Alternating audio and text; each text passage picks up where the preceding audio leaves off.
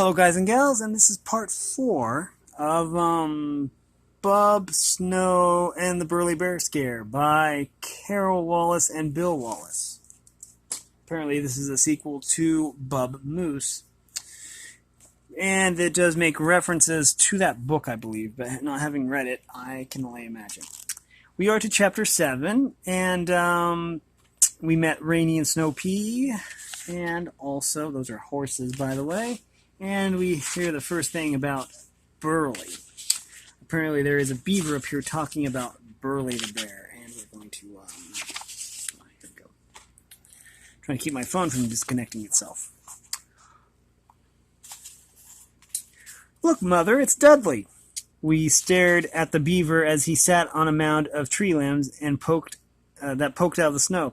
I don't think that's Dudley. Dudley's tucked safely in his lodge back at his own pond, frowned Mother, tilting her head to one side. Besides, beavers don't work during the winter. They stay in their lodges because their ponds are frozen. Why would a beaver be working in this cold, Mother? Mother shrugged and turned away to forage under the tree.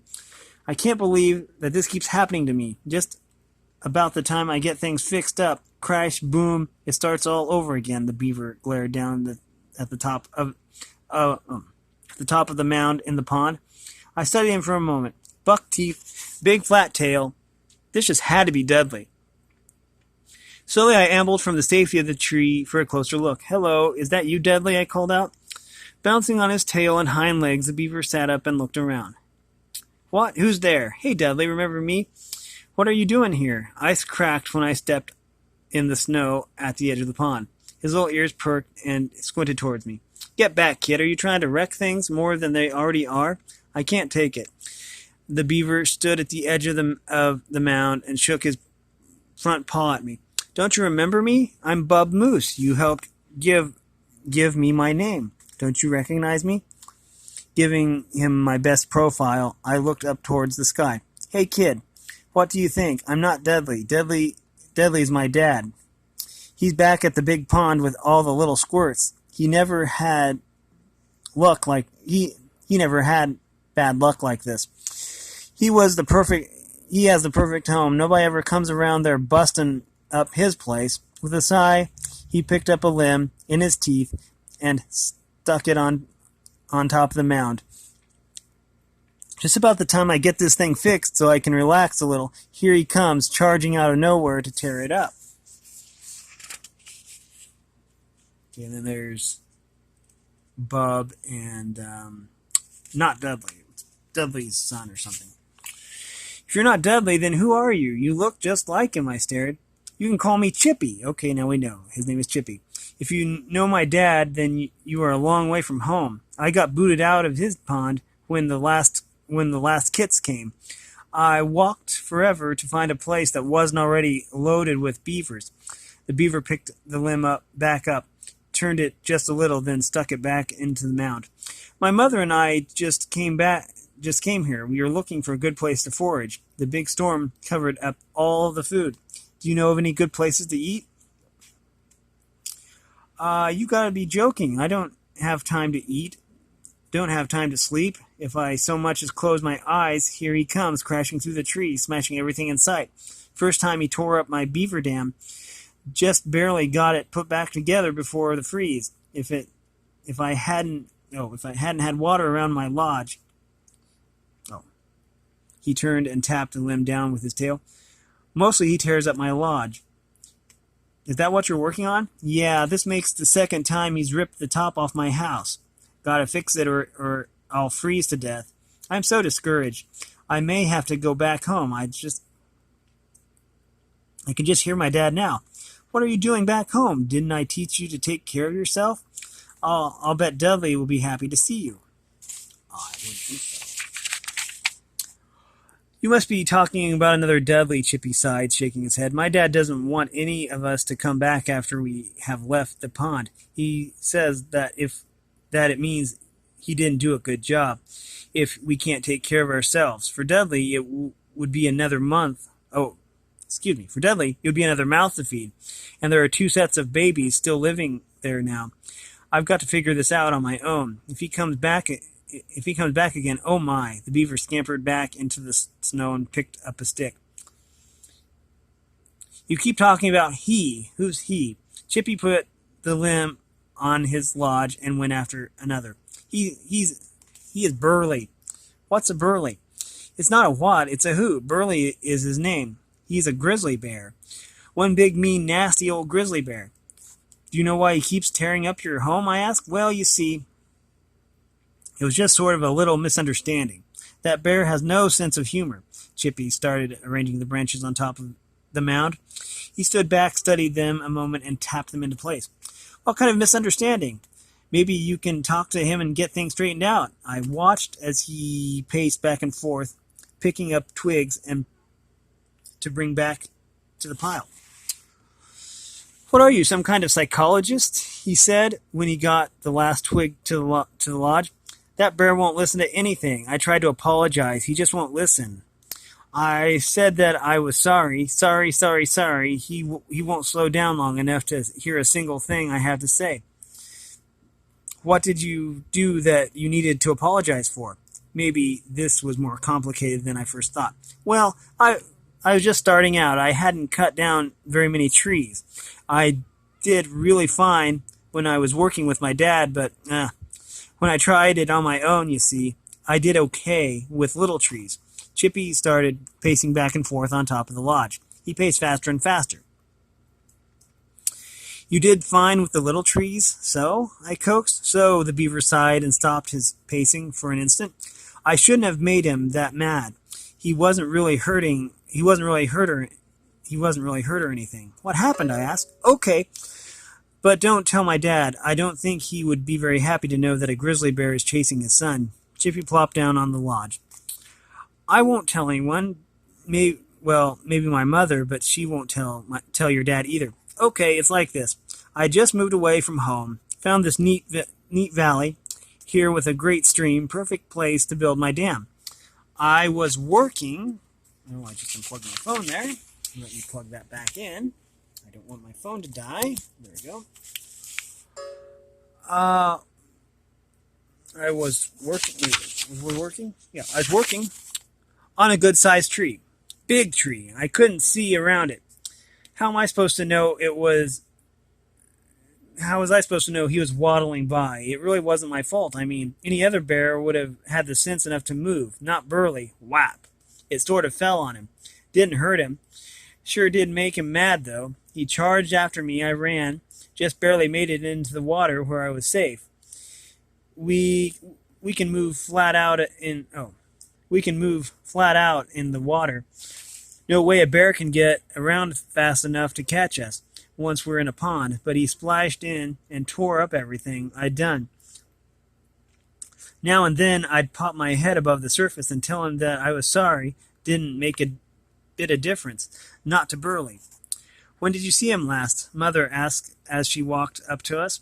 He tore the top off my lodge this morning. I'd move, to a new valley, but it's winter. All the ponds are frozen. I have never known anybody to hold a grudge like this. Besides, I thought bears were sleeping this time of year. Aren't they supposed to hibernate for the winter? Chippy looked straight at us. You did say his name was Burly. He clicked his buck teeth and nodded. Mother rolled her eyes and shook her head. I've never met him, but I have heard about him. Mother stood next to me at the edge of the pond. Story goes that people built the ski resort right on top of his den. With all the racket going on, he developed insomnia. Been a terrible grouch ever since. Chippy and I looked at Mother, then at each other, then back at Mother. What's insomnia? We asked at the same time. Then we glanced at each other and giggled. He can't sleep, Mother answered. You're right, Chippy. Bears are supposed to hibernate this time of year. They curl up and sleep all winter long. Burly can't get to sleep. That's probably what makes him so cranky. I'm so depressed. I should have had my home built a long time ago. It's going to be spring, and I will still be packing mud. Florence is getting fed up, too. She'll probably leave me. Who's Florence? I asked. Chippy pointed towards the lodge with his buck teeth. Florence is my wife. Why isn't she helping you fix the lodge? She says that she's not the one who hit Burly with the tree. I did. Chippy sighed. Besides, she's in what's left of the lodge, pouting. His head drooped. If only I'd watched when I chewed that tree down. Don't be so hard on yourself, Mother soothed. She leaned forward and gave him a gentle nudge with her long, beautiful nose. From what I've heard, around here, old Burly is mad at everything. You could have dropped a leaf on him and he would have been mad. He could be upset because it is snowing, nasty-tempered as he is. He'll probably find someone else to be mad at before too long. He'll forget all about you and leave you alone. If I lived that long, he sighed. Cheer up, Chippy, Mother said. Just hang in there. He has to go to sleep sometime. Maybe he'll find a new den when he wakes up. He'll be in a better mood. The beaver started to work on his lodge once more as Mother and I moved back towards the trees. Behind us, we could hear him mumbling, just my luck. Drop a tree on an insomniac grizzly bear. How depressing. I feel sorry for him, I whispered to Mother. Me too, she nodded. He is very depressed. I guess she noticed when I frowned and tilted my head to one side that I didn't understand. Depressed means that he's sad, unhappy, she explained. I followed close at Mother's heels. We strolled back down the valley. My tummy growled, Are we going to share some of the hay with Rainy and Sweet Pea now? Is that where we're going? No, dear Mother shook her head. We need to be alert with Burly around. Bears don't like people. Moose don't like them either. But we should be safer down closer to the cabins. Otherwise, not that close. Safer down closer to the cabins, only not that close. But Mother, I'm hungry, and Mother nestled next to me in the pile of brush where we spent last night. I fell asleep listening to my tummy growl. Okay, we are ready for Chapter 8. Wiggling, twisting most of the night, I just couldn't get settled. My tummy rattled and growled, and I tried to stay as quiet and still as I could, hoping that would help me go back to sleep. When the sky finally started to turn pink, I pulled myself up and shook off the night. Looking back to make sure Mother was still asleep, I started for the barn. Maybe there was still a little bit of hay left. There were no people near the cabin. There were no cars, snowblowers, or big yellow buses rumbling around. Quickly, I trotted into the clearing, crossed the road, and stopped near the fence where Rainy and Sweet Pea lived. First, I didn't see them. When I walked a little further, I spotted them standing under a small shed with their backs to me. Just like Rainy had promised, there was still hay piled near the fence. I slipped closer. The yummy green stuff was just out of my reach. Dropping to my knees, I stuck my head between the logs and stretched my neck out as far as I could. My lips quivered as I took the sweet hay into my mouth. I nibbled and crunched the wonderful tasting food. Pulling my head back, I got to my feet. Mother should be awake by now. Rainy and Sweet Pea didn't mind sharing their hay. Mother needed to eat, and this hay was so good, and... Okay, it says, Suddenly, the fur on the back of my neck felt prickly, as if something was watching me. It was the same feeling I had when Roscoe was hunting me, but Mother said Roscoe wouldn't bother us here. She said that we were safe from him, and I remember Chippy and Mother talking about Burly. What if he were watching me? Mother said that moose don't like bears. Moving nothing but my eyes, I stood perfectly still and looked around. The girl leaned against the logs at the edge of the cabin. She didn't move.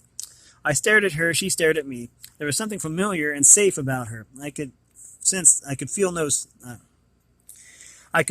sense of danger as I watched her eyes. We stood for a long time. Finally, I turned and started away from the pen where Rainy and Sweet Pea lived. The little girl didn't chase me. She just stood there and watched. Mother was munching some dry grass when I got back to the aspens where our bed was. She lifted her head and perked her ears when she saw me trotting towards her. Bub, where have you been? I ducked my head. I'm sorry, Mother. I was really hungry and I went to get some of the hay that Rainy and Sweet Pea left. The little people girl saw me. I should have been more watchful. If I hadn't gotten caught, there would have been some hay left for you, too. Now the people won't leave extra hay. It's all my fault. I'm sorry. Mother gave a little snort. Don't worry about it, Bub. We don't need the people food. We're going to visit a new valley today.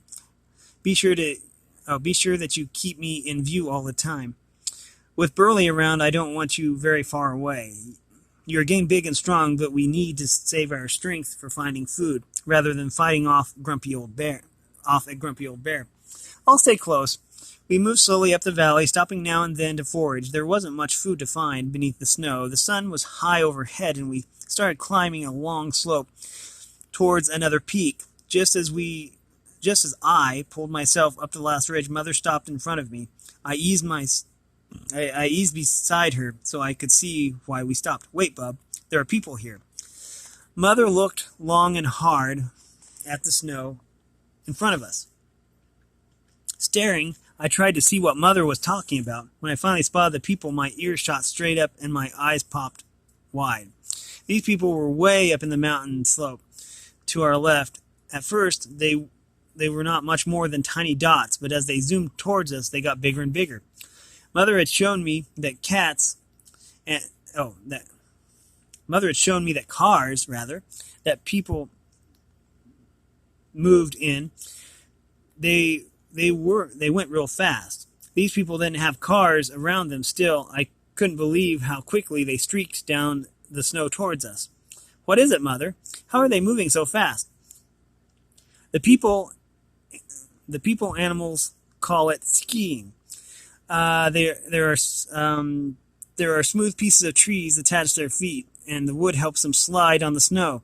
They do it for fun. See, down near the bottom of the hill, she twitched her ear to the right.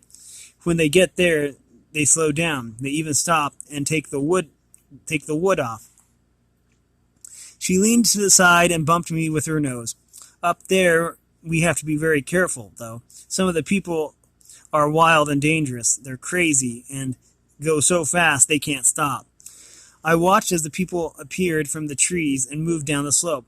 They whizzed this way and that. Their voices filled the air with happy sounds and laughter as they called back and forth. Powder poofed from beneath them, and they turned as if they turned sharply. When they zoomed,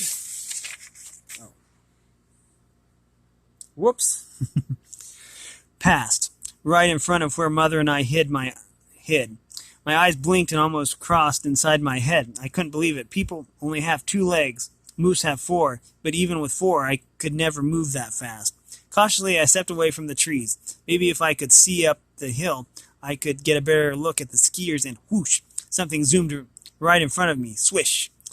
Another something zipped right behind my heels. Whatever it was, it went so fast I didn't have time to see anything but a blur. I yanked my neck around to see what and where it went. Two skiers left strange tracks behind them as they sped down the hill. One turned to look back at me. Did you see that? Did you see the moose? He screamed. When the other one turned to look back, they crashed into each other. All at once, there was a big explosion of snow. Then I could see pieces of wood and legs and arms and everything. It was a big ball, all tangled up and rolling around in the snow in one big floppy, churning pile. And, Bub, get over here right now, Mother snorted. You're going to get run over if you stay out there on the slope. Let's go back to our valley. Mother didn't have to tell me twice. The people noises, their laughter and giggles and yells made the skiing stuff sound like fun. Even so, it was weird. I was ready to go. The sun was already hiding behind the mountain when we finally got back to our valley. Mother sniffed and snorted as we neared the pile of brush where we slept. She held her big head high and looked all around. Then near the edge of the trees were 2 big piles of hay. Mother and I stood perfectly still for a long time, finally certain that there were no people around. We moved to the soft green hay. I sniffed it. It smelled delicious. My lips quivered as I reached for a bite. Mother stood watch while I ate. When I finished, I stood watch while she filled up on the luscious, wonderful green hay. That night, for the first time since the heavy snow started, I didn't hear my tummy growl when I fell asleep. When I woke the next morning, I listened for the grumbly sounds from inside. I couldn't hear them. I felt full and comfortable. Closing my eyes, I could almost taste the sweet, delicious hay that we ate last night. Mother's tummy didn't growl either. She got up and stretched. Come on, bub. Time to go get up and hunt for our breakfast. I stood beside her, yawned, and tried to shake the sleep off. All at once, my eyes flashed wide. Look, Mother, over there, where the hay was yesterday, there's more. It came back. Ouch. Just adjusting my positioning here. My foot was going to sleep. Mother made me wait at her side until we saw the yellow bus rumble down the road. As soon as the little people got inside the thing and left, Mother and I eased out from the tree and went to eat the wonderful hay. The next morning, it was the same thing, and the next and the next. Then one morning, the big yellow bus didn't come. Mother and I waited and waited. The sun was high above the mountain peak when we finally spotted the two short people waddling towards us from the barn, carrying 2 piles of fresh green stuff. They dropped it in the snow. The little girl waved at me and stood there a moment, then trudged back towards the house. The next day, the little boy and the little girl came again, but the third morning, when we woke up, the hay was there waiting for us. The big yellow bus came too. Over the next few weeks, we learned that the big yellow bus came at the same time, day after day, but then for 2 days it didn't come. But then it did. It was confusing, but we finally learned the pattern. On the 2 days that the bus didn't come, the little people waited until late in the morning before they brought the food for us. Mother, always more alert and watchful than I, told me that the man people, okay, let's see where this is going, was the one who usually brought the hay. Wait. Yep, it told me that it was the man people. The man people was the one who usually brought the hay. She said he woke up earlier than the little people, and that's why the hay was always waiting when I got up. I learned a lot about the people, animals, during those weeks. I learned that the little girl was named Jane. She always called the little boy Jesse. But when the mother people called them to come inside, she called him Justin. Mother always called me Bub, and I was curious why the boy people had 2 names. I learned that on their front legs they didn't have hooves. They had what Mother called hands. They could pick things up and hold them. They could make little balls out of snow and throw them at each other. They could even pick their nose with them if they wanted to. Also learned that Jane and Jessie were not as round and plump as I thought.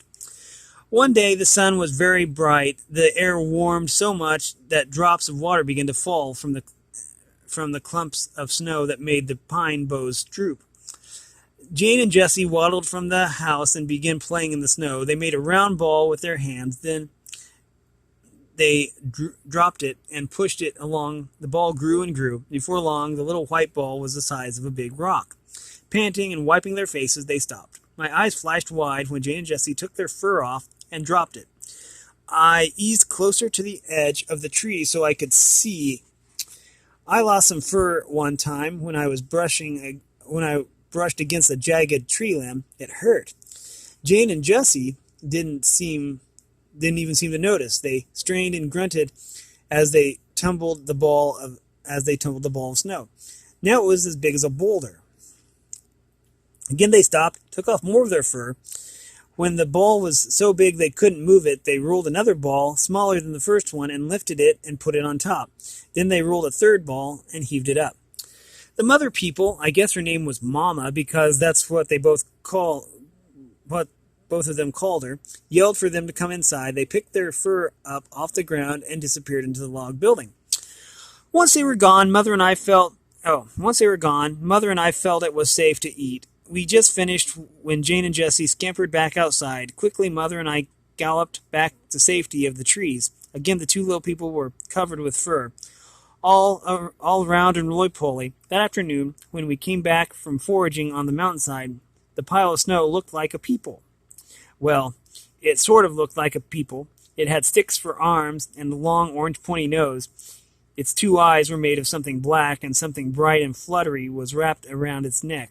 It was weird. And with that, we're ready for chapter 9, and we will continue this in the next episode. If you like this content, then make sure you like and subscribe and ring the bell so you know when I upload. And this has been a reading from Bub Snow and the Burly Bear Scare by Carol Wallace and Bill Wallace.